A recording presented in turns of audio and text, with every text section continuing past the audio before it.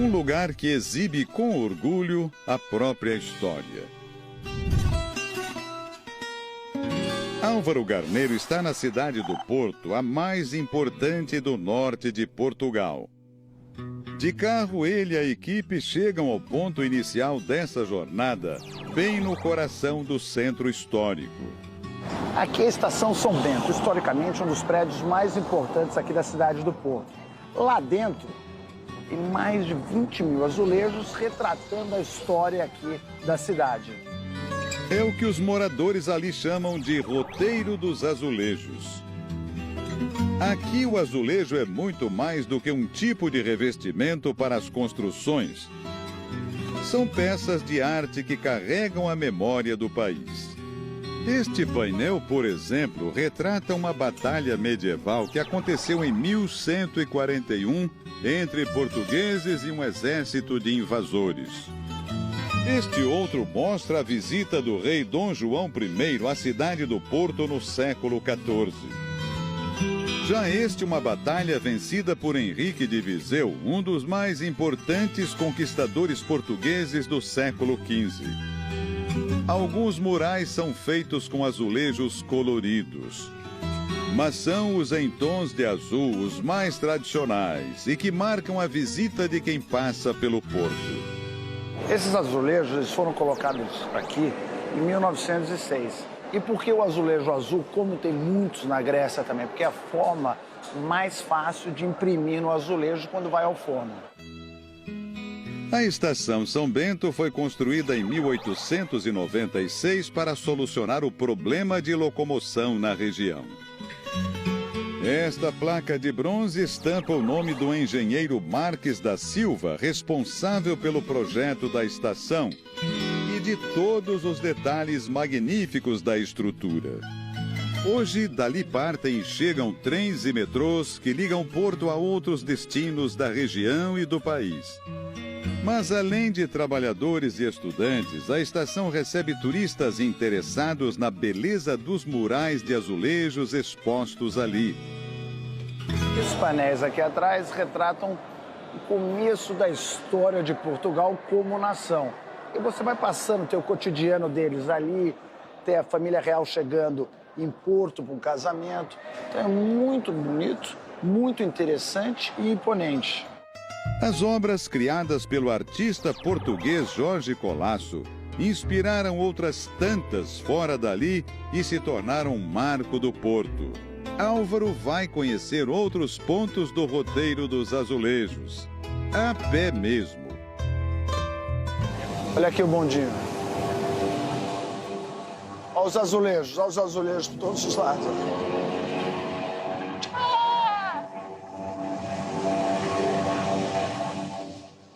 Vambora. Um grande charme esse bondinho, né? Olha lá, vai que vai. Pelas ruas, sejam as mais simples ou as mais descoladas, é comum ver todo tipo de lugar repleto de azulejos. Essa é a Rua Santa Catarina, a rua mais movimentada aqui da cidade de Porto. Aqui você encontra farmácias, lojas, cafés, restaurantes e azulejos. O costume começou por ali no século XIX, quando o uso de azulejos saiu dos palácios e foi para as ruas, com a criação de várias fábricas da peça, principalmente em Lisboa e no Porto. Mais adiante, Álvaro chega em uma atração pouco conhecida, até pelos portugueses. A gente gosta de mostrar as pequenas coisas, os pequenos detalhes. E é isso que eu vou mostrar para vocês agora. A Casa Escondida, a menor casa de Porto. A Casa Escondida, como é conhecida por lá, tem pouco mais de 1 metro de largura e está aberta para a visitação. Aqui tem uma sala. Você vê que ela vai abrindo, né? Ela é estreita e ela vai ganhando espaço aqui. Ela vai... Aqui, uma sala, um ambiente gostoso até. Sala de jantar e a cozinha. Os cômodos são simples, mas aconchegantes e atraem muitos visitantes. E como Portugal hoje vive muito do turismo, são mais de 26 milhões de turistas, eles abriram essa casa aqui para visitação, chamando de Casa Escondida. Virou um grande sucesso. Mas a casa não é apenas um modo curioso de atrair turistas.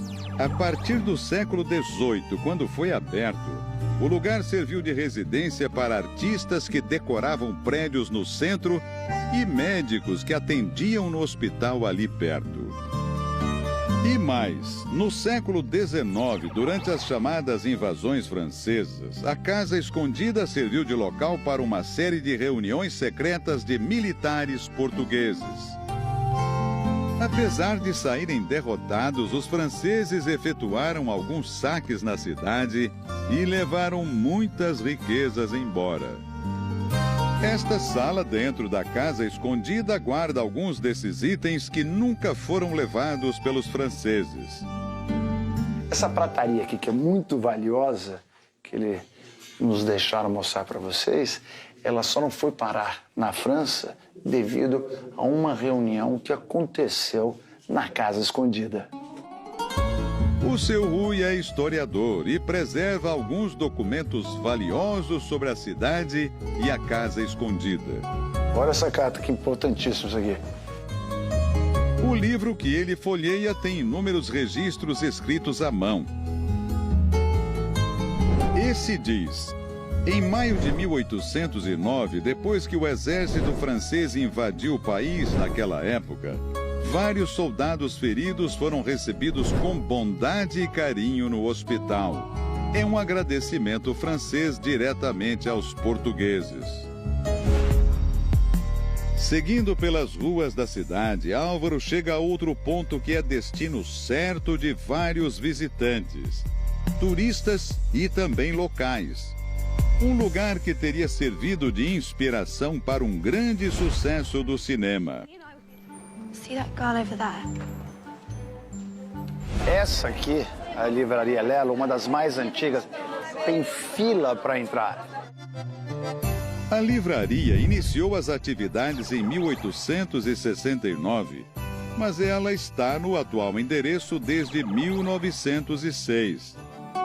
A arquitetura do lugar impressiona, principalmente a escadaria central com piso vermelho. Até a parte de baixo da escada chama a atenção. O teto também é todo trabalhado e o vitral colorido traz a iluminação natural para o ambiente. As paredes parecem feitas de madeira, mas só parecem. É estuque. Estuque é um tipo de gesso com cal e é pintado. É igualzinho. E eles fizeram isso para economizar na época. A livraria, apontada como uma das mais belas do mundo, vende todo tipo de livro. Dos clássicos aos modernos. Aliás, a cidade tem uma ligação especial com a escritora inglesa J.K. Rowling, autora dos livros do Harry Potter.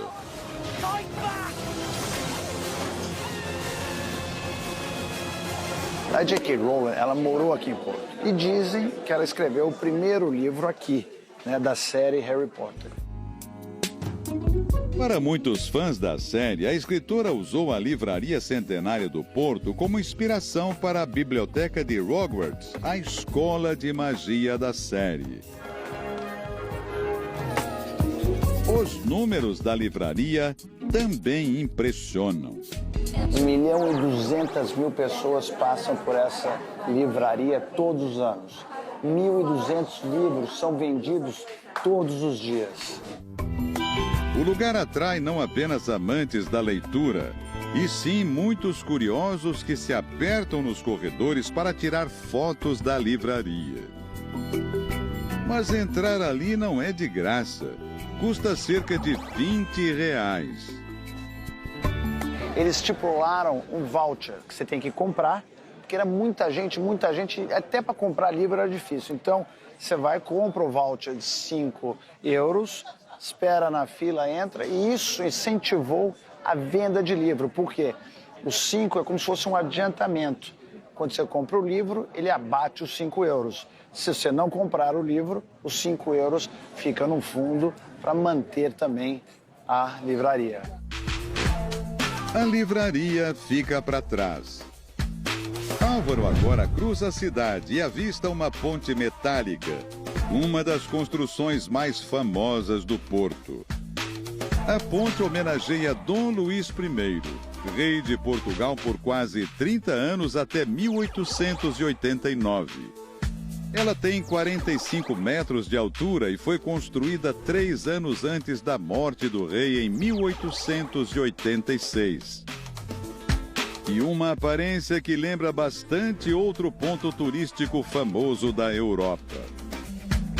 Essa ponte aqui, que chama Dom Luís I, ela lembra um pouco a Torre Eiffel, né? Você tem essa construção de ferro entrelaçado. Agora, quem fez foi Letov-Serrick, em 1888, que era amigo pessoal e trabalhou em vários projetos com Gustavo Eiffel, que fez a Torre Eiffel em Paris. Pela ponte Dom Luís I passam carros, pedestres e trens. Ela passa por cima do Rio Douro e liga o porto à cidade de Vila Nova de Gaia. Além de muito atrativo e bonito, principalmente ao entardecer, o cais de Gaia historicamente recebe carregamentos de vinho do Porto, que, ao contrário do que se pensa, é produzido em vinícolas afastadas dali. Todo o vinho do Porto, né, que muita gente acha que é daqui dessa região, não é. Ele é produzido no Douro e vinha para cá nesses barcos. E aqui era comercializado. E por isso que pegou, era mais fácil de vender falando vinho do Porto do que vinho do Douro. E naquela época, toda a valiosa produção chegava pelos barcos. Era difícil de encostar aqui nas margens, né, para descarregar. E que eles tinham os touros, eles jogavam as cordas, os touros puxavam o barco e muitas vezes os barcos eram pesados, viravam. E os barris não estavam tão cheios de vinho, eles deixavam um pouquinho de ar lá para eles flutuarem. E nesse caso, as pessoas, muitos deles, né, morriam, mas os vinhos eram salvos. Hoje o transporte é feito de outras maneiras. Mas ainda assim, o produto que sai daquela região é a marca registrada mais famosa da cidade do Porto.